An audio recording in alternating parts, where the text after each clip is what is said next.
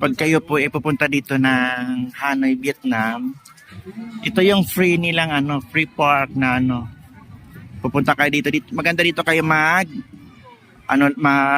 check-in, marami ng hotel dito kasi nga pag baba niyo ng hotel, ilalakad ng konti, na siya. Ito na park na. Tapos at the same time, marami kayong mapupuntahang mga lugar katulad ng Halong Bay, Sapang. Basta marami pa sila pero ang Halong Bay kasi ang pinaka-highlight nila dito. So kung gusto niyong pumunta dito ng Hanoi, ito ang maganda dito. Libre lang siya. Ikot-ikot lang kayo sa park. Tapos yan, marami silang mga ganyan activities. Marami din silang mga dapat mong gawin kung gusto mong mag-explore. Ito yung yan.